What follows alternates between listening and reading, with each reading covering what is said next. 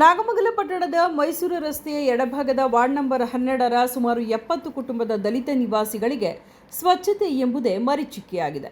ಈ ಸಂಬಂಧ ಕಾಲೋನಿ ನಿವಾಸಿಗಳು ಪುರಸಭೆ ಸದಸ್ಯ ಮತ್ತು ಅಧಿಕಾರಿಗಳ ವಿರುದ್ಧ ಆಕ್ರೋಶಗೊಂಡು ಮಾತನಾಡಿದರು. ನಮಗೆ ಇಲ್ಲಿ ನಮ್ಮ ಬೀದಿಲಿ ಎಡಿ ಕಾಲೋನಿ ಅಂತ ಚಿಕ್ಕಲೆಮ್ಮ ದೇವಸ್ಥಾನ ಪಕ್ಕ ಇರೋದು. ಅಲ್ಲಿ ಬಾತ್ರೂಮ್ ಮುಂದೆ ಯಾರೇ ಟಾಯ್ಲೆಟ್ ರೂಮಿಂದ ಹೊರಗಡೆ ಇದು ನಮ್ಮ ಬೀದಿ ವಾಪಸ್ ಬರ್ತಾ ಇದೆ. ಆಮೇಲೆ ಕುಡಿಯೋ ನೀರು ಬಿಟ್ಟಾಗ ಕಕ್ಕ ಸಮೇತ ನೀರು ಬರ್ತದೆ.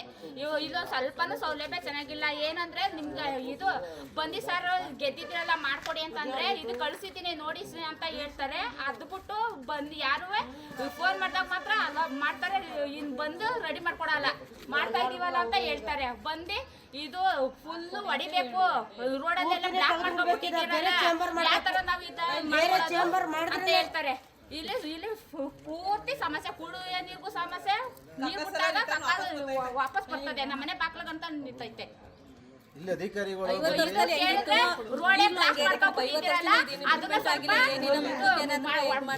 ಅಧಿಕಾರಿಗಳು 10 ವರ್ಷದಿಂದ ಏನೇ ಒಂದು ಇದು ಮಾಡಿದ ಅಧಿಕಾರಿಗಳಿಗೆ ತಗೊಂಡೋಗಿ ಮಾತಾಡಿದ್ರು, ಏನು ಮಾಡಿಲ್ಲ.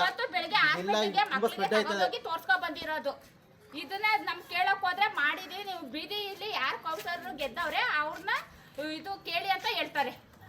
ಕಾಲೋನಿಯಲ್ಲಿ ಸುಮಾರು 70 ದಲಿತ ಕುಟುಂಬಗಳು ವಾಸವಿದ್ದು ದಿನನಿತ್ಯ ನಿವಾಸಿಗಳು ಅನಾರೋಗ್ಯಕ್ಕೆ ತುತ್ತಾಗಿ ಆಸ್ಪತ್ರೆಗೆ ದಂಡ ಕಟ್ಟುತ್ತಿದ್ದಾರೆ. ಮನೆಯಿಂದ ಹೊರಹೋಗುವಂತಹ ನೀರು, ಯುಜಿಡಿ, ಕಲ್ಮಶ ನೀರು ಎಲ್ಲವೂ ಕೂಡ ಕುಡಿಯುವ ನೀರಿಗೆ ಮಿಶ್ರಣವಾಗುತ್ತಿದೆ. ದಯಮಾಡಿ ನಮ್ಮ ಕಾಲೋನಿಯಲ್ಲಿ ಸ್ವಚ್ಛವಾಗಿ ಇಟ್ಟುಕೊಳ್ಳಲು ಪುರಸಭೆ ವತಿಯಿಂದ ಮೂಲಭೂತ ಸೌಕರ್ಯಗಳ ಅನುಕೂಲ ಮಾಡಿಕೊಡಬೇಕೆಂದು ಇಲ್ಲಿನ ನಿವಾಸಿಗಳು ಆಗ್ರಹಿಸಿದ್ದಾರೆ. ಅಧಿಕಾರದಂತ ಯಾರು ನಮಗೆ ಕ್ರಮ ತಗೊಂಡಿಲ್ಲ. ಬಂದು ಏನು ಎಂತದ್ದು ಯಾರು ಬಂದು ಕೇಳಿಲ್ಲ. ಸುಮಾರು ಸಲ ಹೋಗಿದ್ದಾರೆ, ಏನು ಅಂತ ಕೇಳಿಲ್ಲ ಯಾರು. ಎಲ್ಲಿ ಬಂದು ಕೆಳಗಡೆ ಹಂಗೆ ತುಂಬಿಕೊಂಡು ಮನೆಗೆ ಬತ್ತಿತ್ತು. ಈಗ ಕೆಳಗಡೆ ಬೇರೆ ಕ್ಯಾಂಬರ್ ಮಾಡ್ಕೊಟ್ರು. ನೀರು ಬಿಟ್ರೆ ಕಕ್ಕಸ್ ನೀರು ಬರ್ತದೆ. ಕಕ್ಕಸ್ ನೀರು ಟಾಯ್ಲೆಟ್ ಐತೆ, ನಮ್ಮ ಮನೇಲಿ ಮಾತ್ರ ಒಂದು ಟಾಯ್ಲೆಟ್ ಇಲ್ಲ. ನಮ್ಗೆ ಟಾಯ್ಲೆಟ್ ಅವಕಾಶ ಮಾಡ್ಕೊಡಿ, ನಮ್ಮ ಹತ್ರ ನಮ್ಮ ಜಾಗದಲ್ಲೇ ಕಟ್ಕೊಡ್ತೀವಿ ಅಂದ್ರೆ ಓಟ್ ಕೆಳಗೆ ಬರ್ತಾರೆ. ಸೌಲಭ್ಯ ಇಲ್ಲ ಅಂತ ಹೇಳಿ ಓಟ್ ಕೆಳಗೆ ಬರ್ತಾರೆ ಅಂತ ಹೇಳಿ ಅಂತಂದ್ರೆ ಇದು ಜಾಗ ತಗರಲ್ಲದೆ ಇಲ್ಲಿಂದ ಪಿಟ್ ಕೊಡಕ್ ಆಗಲ್ಲ.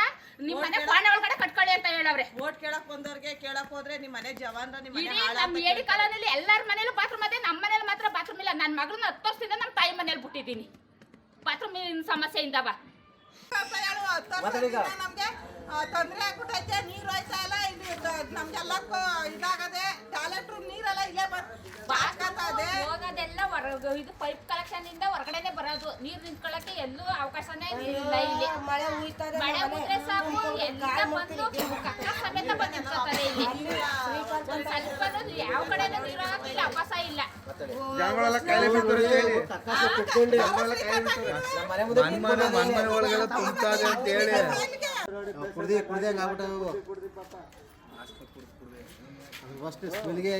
ಸುದ್ದಿ 3 ವಾಹಿನಿಯ ಹೆಚ್ಚಿನ ಮಾಹಿತಿಗಾಗಿ ಸಬ್ಸ್ಕ್ರೈಬ್ ಆಗಿ ಹಾಗೂ ಬೆಲ್ ಬಟನ್ ಒತ್ತಿ.